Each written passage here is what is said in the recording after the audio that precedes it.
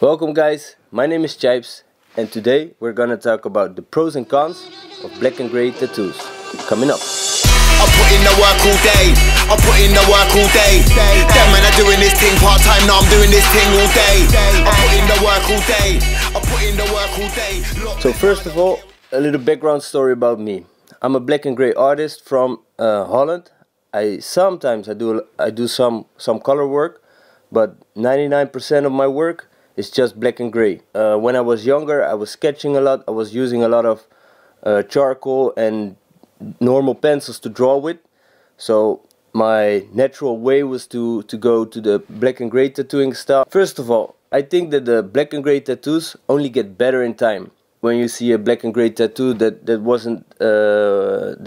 doesn't have any lines in it, in 10 years it can look a little bit blurry, but to be honest, I think it's only looking better. I have a lot of work on me that's done without lines, and when I see them, I'm still liking it. I'm still very happy that I got it done. Even if the skin is getting thicker and the tattoo is getting harder to see or whatever, it just looks better and better and better. The second reason, or the second pro, is that I think that the black and grey style is the closest to the natural skin tone. Doesn't matter what kind of skin do you have, if you're really white or really dark, it fits everybody. The third pro is that, yeah, I think it's a pro because when you look back at the history of tattoos, when you look like the mummies with the tattoos, they were all black and grey. So it's also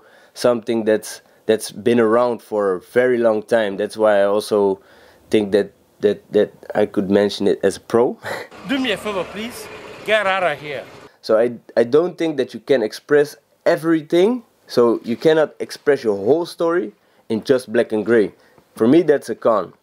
Sometimes I run into this problem because the client has a beautiful story to tell, and I'm trying to figure it out how I'm gonna show this story, but it just, for example, watercolors. You can do watercolor effects with black and grey, but it's never gonna look the same as if you would do it with real colors. So the second con is you only, and I mentioned it in my pros a little bit, but it is a big con to me, and it's also a big struggle for me, but it's also a big goal for me to get the most out of it. But you cannot have all the you don't have too much gradients to show. I was trying out a lot of different stuff with mixing the ink, with adding some white, with, you know, and you can see it if you're on Instagram or if you're looking to other people's work. You can see that they are trying really hard to get a lot of contrast out of their black and grey piece.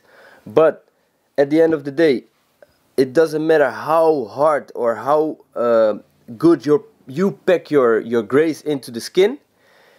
I think in 2 years you will only see maximum of 5 gradients. So to me that's a big con, because of course there are guys like Carlos Torres, George Duffy, Ivano Natale. I think they are really close to, you know, to adding more gradients to their black and grey work, but still you can only see, if you try to look at the pieces like I do, you can only see 5 different tones. So to me that's a big con.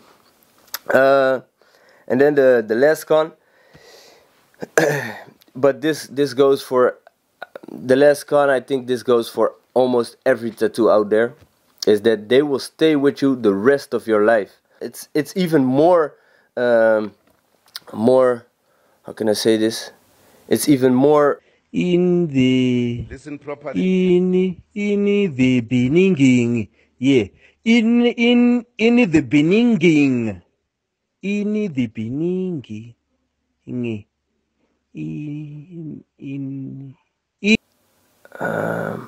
absolute. A big tip to all you guys is, whatever you're getting, think about it. So these were my pros and cons about black and grey tattoos. If you like this, put your thumbs up.